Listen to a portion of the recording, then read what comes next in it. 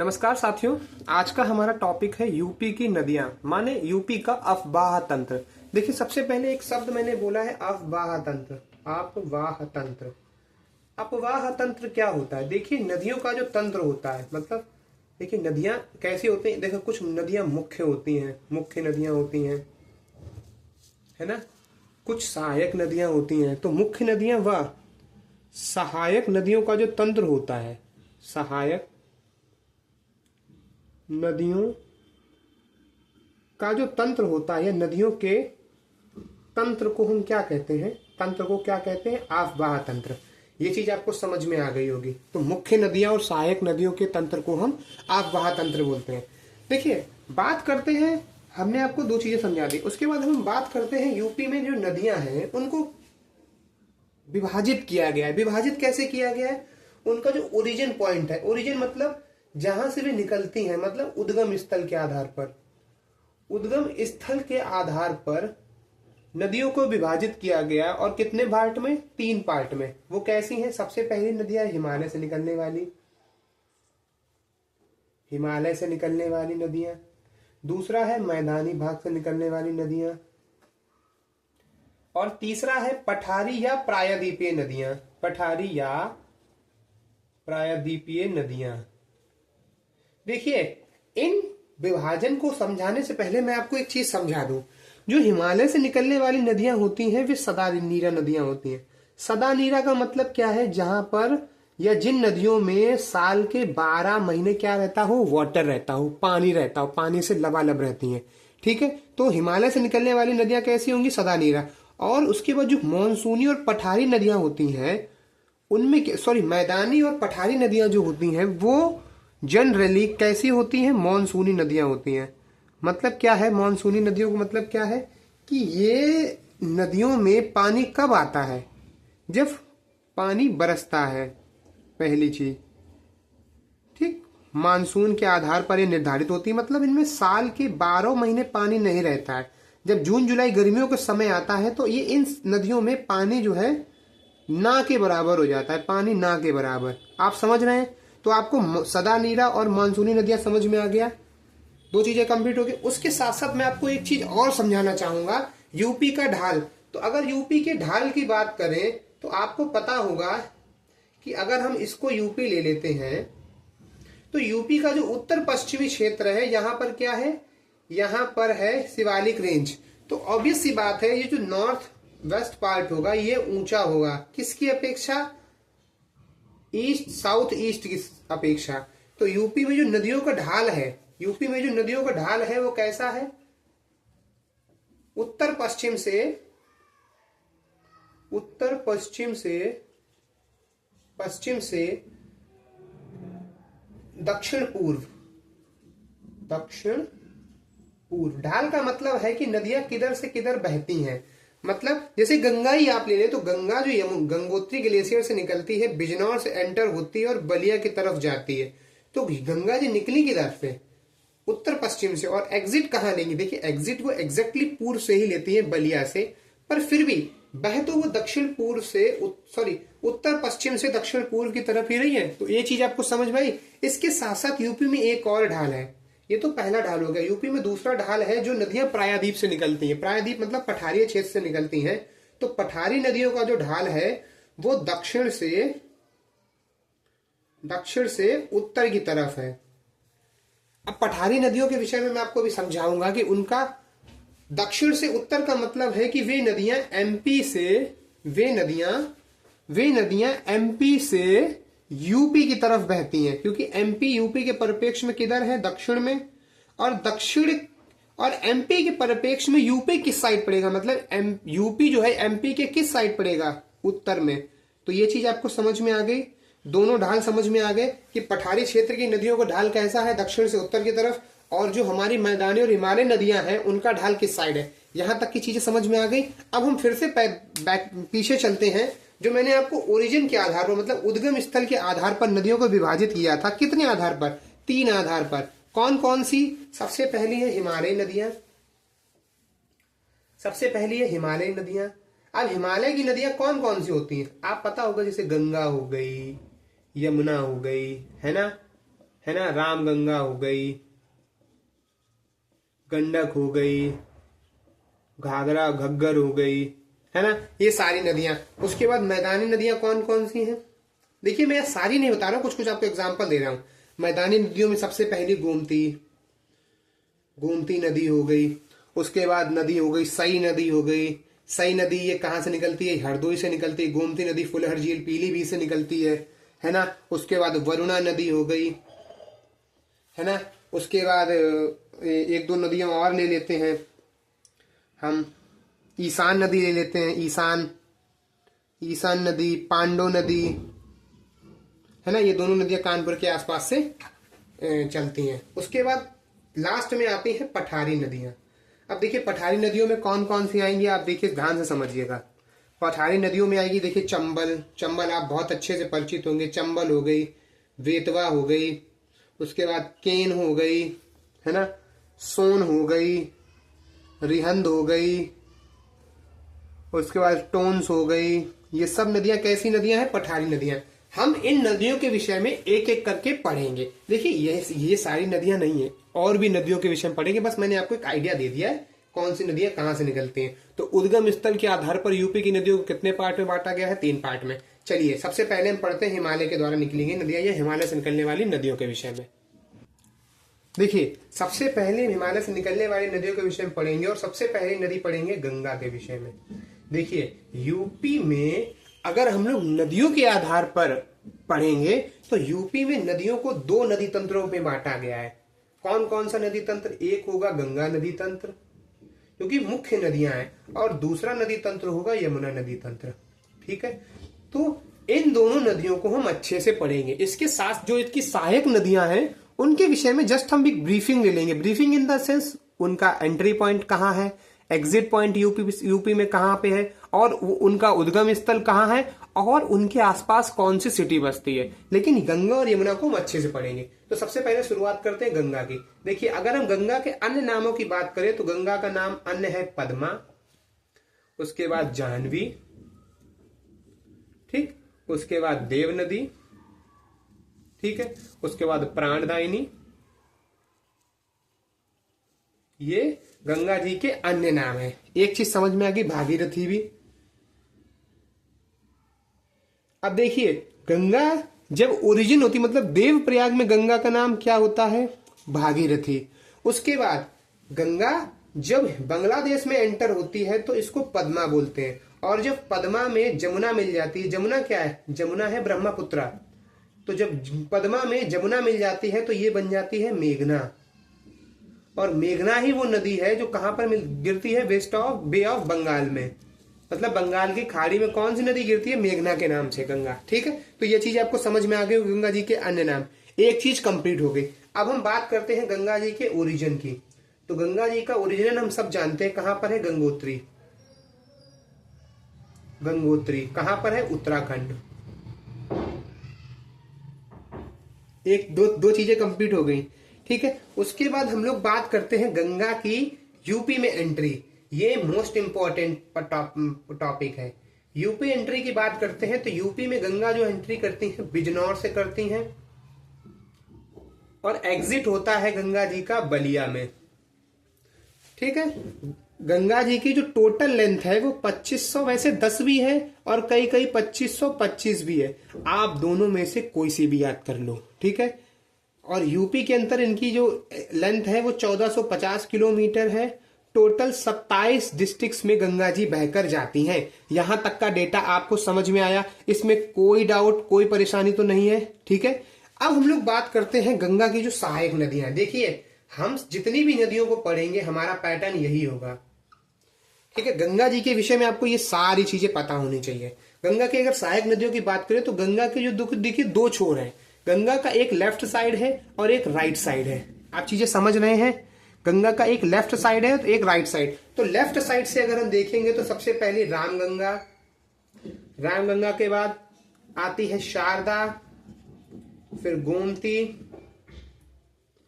फिर घाघरा या घग्गर जिसको सरयू भी बोलते हैं, फिर आती है गंडक, फिर आती है राप्ती, सॉरी पहले राप्ती, राप्ती, फिर आती है गंडक। ठीक है, ये नदियां हैं, ये लेफ्ट साइड से जुड़ती हैं। और राइट साइड से एक तो यमुना, यमुना के बाद टोन्स, टोन्स के बाद आती है सोन, है ना।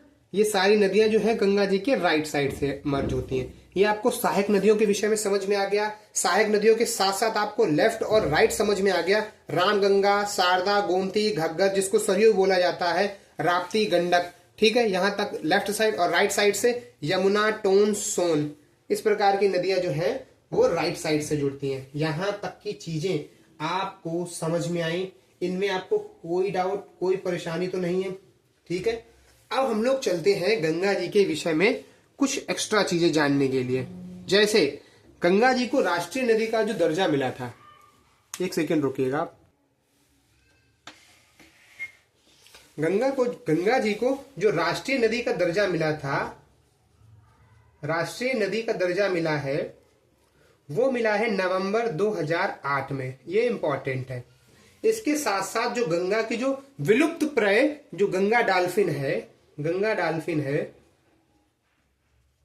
वो राष्ट्रीय जलीय जीव कब बनाएगी?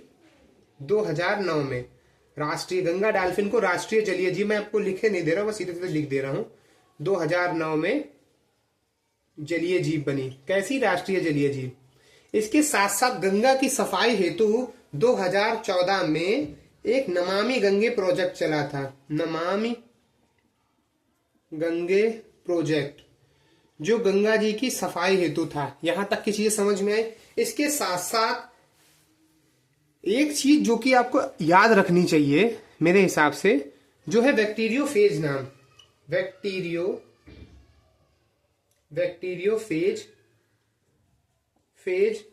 वायरस। ये बैक्टीरियोफेज, ये वही वायरस है जिसके कारण गंगा जी का जो पानी है, गंगा का जो पानी है, गंदा नहीं होता है। आप महीनों महीनों रखे रहते हैं गंगा जी के पानी में, महक नहीं आती। क्यों? क्योंकि ये जो बैक्टीरिया होता है, जो सूक्ष्म विषाणु होते हैं, सूक्ष्म वायरस बैक्टीरिया होते हैं, उनको खा जाता है। गंगा जी के विषय में आपको इतनी सारी चीजें समझ में आई। देखिए, वैसे गंगा जी के विषय में बहुत सारी चीजें हैं, पर आपको यहां तक की चीजें समझ में आई, कोई डाउट तो नहीं। इसके साथ साथ हम लास्ट टॉपिक गंगा जी के विषय में पढ़ते हैं, जो है गंगा जी के पास जो सिटीज हैं उनको समझिए। देखिए, सबसे पहला आता है फर्रुखाबाद। देखिए, मैं जहां पे रहता हूं मैं वहां से बता रहा हूं। फर्रुखाबाद, उसके बाद कन्नौज, फिर कानपुर, ठीक, फिर प्रयाग, उसके बाद आप गाजीपुर बलिया होते हुए, गाजीपुर बलिया और काशी, यहां से होते हुए सीधे आप गंगा जी एग्जिट कर जाती हैं। कहां के लिए? यूपी के बलिया से एग्जिट करके बिहार पहुंच जाती हैं। गंगा के विषय में आपको इतनी सारी चीजें कंप्लीट हुई। अब हम लोग बात करते हैं गंगा की जो सहायक नदियां हैं उनके विषय में। सबसे पहली सहायक नदी होगी रामगंगा। चलिए रामगंगा के विषय में देखते हैं। देखिए, गंगा की पहली सहायक नदी है कौन सी? रामगंगा। तो सबसे पहला मैंने क्या बताया था कि हम अगर जो भी नदी पढ़ेंगे उसको सेम प्रोसेस, सीधा सीधा एक ही प्रोसेस होगा कि सबसे पहले वो निकलती कहां से है? तो वो निकलती है पौड़ी गढ़वाल क्षेत्र। पौड़ी गढ़वाल क्षेत्र ये कहां पे पड़ेगा? ये पड़ेगा कुमाऊं हिमालय में। ठीक है, पौड़ी गढ़वाल क्षेत्र, कुमाऊं हिमालय, कुमाऊं हिमालय। ये गंगा जी में मर्ज कहां पर होंगी? मर्ज मतलब गंगा जी में इनका संगम कहां पर होगा? तो कन्नौज में। रामगंगा के विषय में दो चीजें कंप्लीट हो गई।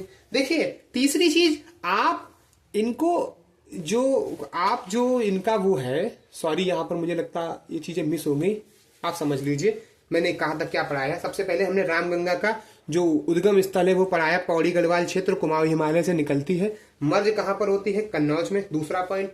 उसके बाद तीसरा पॉइंट, इसकी जो लेंथ है या इसकी जो वो है, क्या नाम, लंबाई, उसको जानना जरूरी नहीं है। हम सबसे पहले वो पढ़ते हैं कि ये यूपी में एंटर कहां पे करती है। तो ये यूपी में जो एंटर करती है, यूपी में जो रामगंगा है वो कालागढ़, कालागढ़ बिजनौर से एंटर करती है। देखिए, यदि आप यूपी की बॉर्डर डिस्ट्रिक्ट्स को अभी तक नहीं याद कर पाए हैं तो सबसे पहली वीडियो वही है, आप जाके जरूर याद करिए। आपको तुरंत समझ में आएगा कि बिजनौर कहां पर है, तो रामगंगा यूपी में एंट्री कहां से कर रही है। तो ये यूपी में एंट्री कहां से करती है, कालागढ़ बिजनौर से, पहली चीज। दूसरी चीज, कालागढ़ में ही ये रामगंगा जो है पहाड़ी क्षेत्र को छोड़कर पहली बार मैदानी भाग में प्रवेश करती है।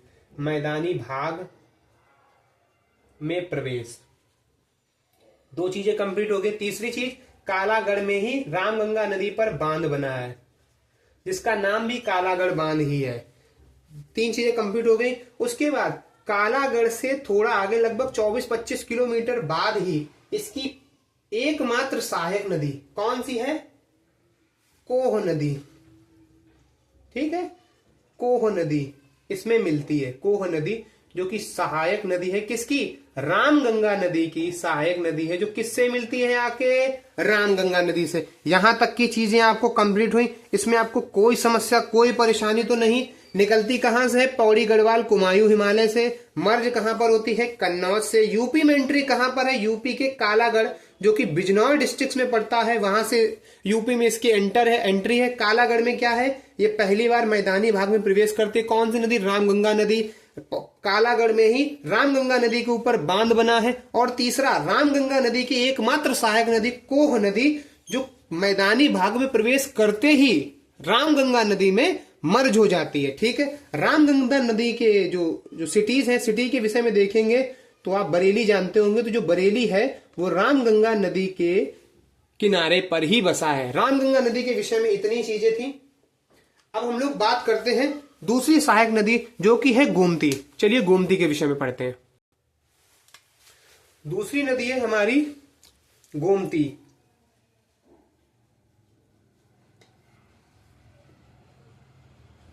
फिर सेम प्रोसेस, इसका उद्गम स्थल कहां है, तो ये निकलती है पीलीभीत। देखिए, हमने गोमती नदी को कहां पर पढ़ा था, मैदानी क्षेत्र की नदियों में। तो इसका उद्गम स्थल है पीलीभीत फुलहर झील। देखिए, ये जो झील मैं आपको लिखा रहा हूं ये आपको यहीं पे याद हो जानी चाहिए। फुलहर झील, पीलीभीत डिस्ट्रिक्ट, फुलहर झील से इसका उद्गम है। और इसका जो मर्जर पॉइंट है किसमें, गंगा जी में, वो है कैथी गाजीपुर। कैथी गाजीपुर। दो चीजें कंप्लीट। जो गोमती नदी का जो गंगा जी में मर्जर पॉइंट है कैथी गाजीपुर में है, यहीं पर एक बहुत प्रसिद्ध महादेव का मंदिर है। कौन सा मंदिर है, मार्कंडेश्वर महादेव। ठीक है, ये आपको याद रखना है। इसमें आपको कोई वो नहीं रखना है दिमाग में, ये इंपॉर्टेंट है। क्यों, क्योंकि हम लोग मार्कंडे महादेव, हम लोग यूपी विशेष पढ़ रहे हैं, तो आपको ये चीज पता होनी चाहिए। मार्कंडे महादेव कहां पर है, गोमती और गंगा के संगम स्थल पर। कहां पर, कैथी गाजीपुर। दो चीजें कंप्लीट हुई। इसके बाद हम लोग पढ़ते हैं जो गोमती नदी है वो पीलीभीत से निकली है, कैथी गाजीपुर में गंगा जी में मर्ज हो गई है। मार्कंडेश्वर महादेव वहां पर क्या नाम, मंदिर है। इसके साथ साथ इसकी एक सहायक नदी है जो कि है सई नदी। सहायक नदी जो कि है सई नदी। सई नदी ये कहां से निकलती है, ये इंपॉर्टेंट नदी है। ये जो हरदोई की भिजावन झील है, हरदोई की भिजावन झील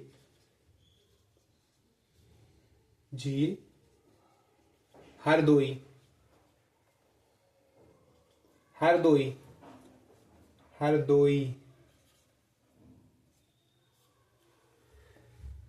से निकलती है। कौन सी नदी, सई नदी। देखिए, नदियों के उद्गम स्थलों में हरदोई आपको सिर्फ एक नदी के विषय में ही जाना पाएगा जो है सई नदी। ठीक है, भिजावन ताल, और ये भिजावन झील है, ये भी यहीं पर है हरदोई में। तो आपको ये भी याद रखना है। इसकी एकमात्र सहायक नदी है किसकी, गोमती नदी की, सई नदी, वो याद रखना है। मार्कंडे महादेव याद रखना है। कैथी गाजीपुर, पीलीभीत, फुलहर झील, यहां तक की चीजें आपको समझ में आई, कोई समस्या तो नहीं। अब हम लोग बात करते हैं गोमती नदी की सिटीज। तो गोमती नदी की सिटीज के विषय में आप सबसे पहले तो जानते हैं हमारे यूपी की राजधानी लखनऊ और गाजीपुर। ये कहां पर है, ये गोमती नदी के तट पे हैं। गोमती नदी के विषय में आपको सारी चीजें समझ में आ गई। देखिए मैं आपको, जैसे गोमती नदी है तो मैंने आपको इसकी डिस्टेंस नहीं बताई, ये कितने डिस्ट्रिक्ट्स में जाती है मैंने आपको वो नहीं समझाया। देखिए यदि आप पीलीभीत और गाजीपुर की लोकेशन को समझते होंगे तो आप एक रफ स्केच बना जाओगे, किसका, नदी के मार्ग का। और यदि आप रफ स्केच बना जाओगे तो आप रफली डिस्ट्रिक्ट्स भी बता जाओगे। इसीलिए मैंने आपको सबसे पहली वीडियो यूपी के बॉर्डर डिस्ट्रिक्ट्स की ही कराई थी। अगर आपको नहीं पता है तो आप जरूर समझिए, उसको याद कर लीजिए, आपको लोकेशन समझ में आने लगेगी। हमने दूसरी सहायक नदी पढ़ ली है, अब हम लोग बात करेंगे तीसरी सहायक नदी जो है घग्गर नदी। तो तीसरी सहायक नदी घग्गर नदी, घग्गर को ही हम लोग क्या बोलते हैं, सॉरी घाघरा नदी, जिसको हम लोग सरयू बोलते हैं। यहां तक चीजें समझ में आई। इसके बाद सबसे पहली चीज, इसका ओरिजिन पॉइंट कहां पर है, तो तिब्बत मापचाचुंग, ठीक है, मापचाचुंग ग्लेशियर।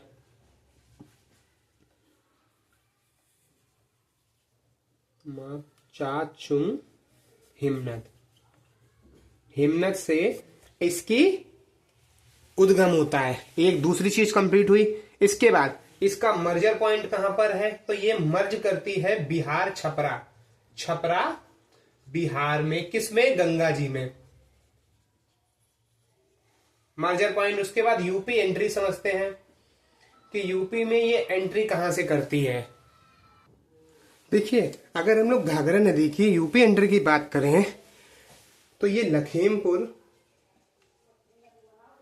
लखीमपुर और बहराइच डिस्ट्रिक्ट है, उसके बॉर्डर से बहती, मतलब लखीमपुर और बहराइच जो डिस्ट्रिक्ट है उनके बॉर्डर पर बहती हुई यूपी में एंट्री करती है, बॉर्डर पर बहती हुई यूपी में एंट्री करती है। ये चीज आपको समझ में आई, इसमें आपको कोई डाउट, कोई समस्या तो नहीं। अब हम बात करते हैं घाघरा नदी की सहायक नदियों की। देखिए घाघरा नदी की जो सहायक नदियां हैं इंपॉर्टेंट है, जिसमें सबसे पहली आती है शारदा नदी, दूसरी आती है राप्ती नदी। इन दोनों नदियों के विषय में हम अभी पढ़ेंगे, जस्ट इसके बाद ही। उसके बाद छोटी गंडक, है ना। घाघरा नदी के विषय में आपको चीजें समझ में आ गई। उद्गम कहां पर है, तिब्बत मापचाचुंग हिमनद। मर्जर पॉइंट कहां पर है, गंगा जी में, छपरा और बिहार, मतलब छपरा और बिहार ने, छपरा बिहार में गंगा जी में मर्ज हो जाती है। यूपी में एंट्री कहां से होती है, लखीमपुर खीरी बहराइच से के बॉर्डर पर बहते हुए ये यूपी में एंट्री करती है। और इसकी सहायक नदियां कौन कौन सी है, शारदा, राप्ती, छोटी गंडक। अब बात करते हैं सिटीज की, तो आप सब जानते हैं जो अयोध्या है, भगवान राम की जो धरती है वो इसी के किनारे बसी हुई है, ठीक है। यहां तक की चीजें आपको समझ में आ गई, इनमें कोई डाउट तो नहीं। अब हम बात करते हैं घाघरा नदी की जो सहायक नदियां कौन कौन सी, शारदा और राप्ती, उनके विषय में बात करते हैं, ठीक है। देखिए हम बात करेंगे शारदा नदी। अब देखिए शारदा नदी, इसका उद्गम पॉइंट कहां पर है, तो वो है नेपाल, मिलान हिमनद, मिलान, ठीक है। हिमनद मतलब ग्लेशियर। एक पहली चीज समझ में आ गई। शारदा का जो दूसरा नाम है वो गौरी गंगा है, या जब ये अपने उद्गम स्थल से निकलती है तो इसको गौरी गंगा नाम से जाना जाता है। दो चीजें कंप्लीट हुई। उसके बाद इसका जो मर्जर पॉइंट है, अब ये शारदा नदी मर्जर किसमें होगी, घाघरा नदी में, घाघरा या सरयू नदी। तो घाघरा नदी में कहां पर होगी, इसका जो मर्जर होगा वो होगा बारा रामघाट सीतापुर, बारा बहराम घाट सीतापुर में। एक किस में मर्ज हो जाती है, घग्गर नदी में या घाघरा नदी में। यहां तक की चीजें आपको समझ में आई, कोई डाउट। शारदा नदी का जो यूपी में एंट्री है वो कहां से होती है, पीलीभीत। तो शारदा नदी आपको समझ में आई, नेपाल मिलान हिमनद से निकलती है। जो उद्गम स्थल पर इसका नाम गौरी गंगा होता है। मर्ज ये घग्गर नदी में करती है, कहां पर, बारा रामघाट सीतापुर में। और यूपी में इसकी एंट्री होती है पीलीभीत में। शारदा नदी के विषय में आपको ये चीजें समझ में आई? कोई डाउट, कोई परेशानी तो नहीं? अब हम बात करते हैं जो घाघरा नदी की दूसरी सहायक नदी है राप्ती नदी, उसके विषय में। तो राप्ती नदी के विषय में अगर हम लोग पढ़ें, सेम प्रोसेस। राप्ती नदी का उद्गम स्थल कहां है? तो ये नेपाल से निकलती है। कहां से? नेपाल, धौलागिरी धौलागिरी धौलागिरी धौलागिरी के दक्षिण। आप इसको याद भी ना कर रखें, आप एग्जैक्ट चीज याद रखें, ये है रुकुमकोट। रुकुमकोट याद करने का तरीका, रा से राप्ती, रा से रुकुमकोट, बेसिक चीजें हैं, थोड़ा थोड़ा आप याद भी कर सकते हो, वैसे ऐसे भी याद हो जाएगी। तो राप्ती नदी का उद्गम स्थल कहां पर है? रुकुमकोट। ये मर्जर स्थल कहां पर है? इसका मर्जर स्थल है इसका बरहज देवरिया में। बरहज देवरिया में ये किससे मर्ज हो जाती है? घाघरा नदी से। देवरिया में घाघरा नदी से।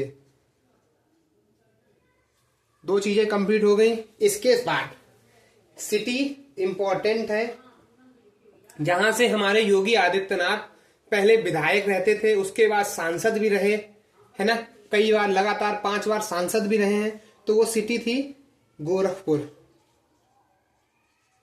तो आप गोरखपुर को याद रखिए। तो गोरखपुर जो बसा है वो राप्ती नदी के किनारे बट्टा बसा है।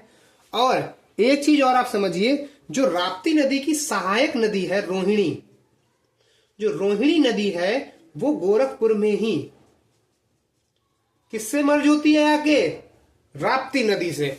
तो आपको शारदा और राप्ती नदी समझ में आई। राप्ती नदी कहां से निकलती है? नेपाल, धौलागिरी के दक्षिण में रुकुमकोट से निकलती है। मर्ज इसका कहां पर होता है? बरहज देवरिया में। किससे? घाघर नदी से या घाघरा नदी से, जिसको सरयू भी बोला जाता है। राप्ती नदी के किनारे सिटी कौन सी बसी है? गोरखपुर। और गोरखपुर में ही रोहिणी नदी का संगम होता है। किससे? राप्ती नदी से। आपको यहां तक की चीजें समझ में आई? कोई डाउट, कोई परेशानी तो नहीं? अब देखिए, गंगा जी के लेफ्ट हैंड से जुड़ने वाली लास्ट नदी है, लास्ट तो नहीं बोल सकते हैं, लेकिन हाँ जो इंपॉर्टेंट नदी है वो है गंडक। अब हम उसके विषय में और पढ़ेंगे। क्यों? क्योंकि वो यूपी बिहार बॉर्डर बनाते हुए बहती है, इंपॉर्टेंट है। देखिए, यूपी में गंगा के, अभी तक हम लोग पढ़ रहे थे गंगा के लेफ्ट से जितनी भी नदियां जुड़ती हैं, ठीक है, गंगा जी के लेफ्ट से जितनी भी नदियां जुड़ती हैं उनके विषय में पढ़ रहे थे। और अब हम लगभग लास्ट नदी है जो कि है गंडक नदी, उसके विषय में पढ़ने जा रहे हैं। देखिए, जो मैंने जिस क्रम में आपको पढ़ाया है, लगभग नदियों का गंगा जी में मिलने का भी क्रम लगभग वही है ना। तो आप ये चीज समझ लीजिए। गंडक नदी, इसका अगर हम लोग उद्गम स्थल देखेंगे तो नेपाल हिमालय से पहली चीज। दूसरा, इसका अन्य नाम जो है शालिग्रामी है। अब शालिग्रामी इसको क्यों बोला जाता है? क्योंकि ये शालिग्राम पत्थर को बहाकर लाती है, तो ये शालिग्रामी नदी भी है। दो चीजें कंप्लीट हुई। उसके बाद अगर हम इसका मर्जर पॉइंट देखें तो इसका मर्जर पॉइंट है सोनपुर पटना के निकट, बिहार, है ना। तो इसको हम ऐसे भी लिख सकते हैं, सोनपुर पटना बिहार, किस में? गंगा जी में। दो चीजें कंप्लीट हो गई। इसकी विशेषता क्या है? ये यूपी बिहार बॉर्डर पर बहती है। देखिए, मैंने आपको अभी पीछे एक नदी पढ़ाई थी, कौन सी? जो लखीमपुर खीरी और बहराइच के बॉर्डर पर बह रही थी, आपको याद होगा, है ना। कौन सी नदी थी? सरयू नदी। याद रखिए, ये बॉर्डर वाली नदियां हैं, आपको याद रखनी पड़ेंगी। जैसे यमुना जो है वो UP Delhi, UP Haryana border से बहते हुए यूपी में प्रवेश करती है, आप ये चीज याद रखिए। तो ये बॉर्डर डिस्ट्रिक्ट्स वाली है ना। इसके बाद जो संगम स्थल वाली नदियां हैं, जैसे मैंने आपको एक अभी नई नदी बताई थी, सई नदी बताई थी, जो कि हरदोई से निकलती है ना। उसके बाद हमने आपको एक घग्गर नदी बताई थी। घग्गर नदी के बाद हमने आपको एक नदी बताई थी जिसमें घग्गर नदी में मर्ज हो रही थी, कौन सी नदियां? राप्ती और शारदा नदी, है ना, ये चीजें आपको याद रखनी चाहिए। याद रखिएगा तो आपके लिए बहुत अच्छा रहेगा। ठीक है, इनमें आपको कोई डाउट नहीं, कोई परेशानी नहीं। चलिए, गंडक नदी के विषय में जितना मैक्स टू मैक्स हो सकता था मैंने आपको बता दिया है। आपको ये चीजें याद रखनी है। यूपी की नदियों के विषय में जो गंगा के लेफ्ट साइड से जुड़ने वाली नदियां हैं उनके विषय में हमने पढ़ लिया है। और आगे हम लोग यमुना नदी तंत्र को पढ़ेंगे। जब हम यमुना नदी तंत्र पढ़ेंगे तो यूपी में जो गंगा की राइट साइड से जुड़ने वाली नदियां हैं, मतलब दाएं तट से जुड़ने वाली नदियां हैं, वो भी मर्ज हो जाएंगी और इसी हिसाब से आपकी सारी नदियां कंप्लीट हो जाएंगी। ठीक है, आज के लिए इतना ही। इसको पढ़ते रहिए, रिवाइज करिए। जब आप इसको पढ़ेंगे, क्वेश्चंस करेंगे, आपको इसमें मे बी मिस्टेक्स भी समझ में आएंगी, आपको कमी भी समझ में आएगी, क्या छूट रहा है। तो क्वेश्चंस जरूर लगाइए इसको एक बार पढ़ने के बाद, है ना। तब तक के लिए धन्यवाद।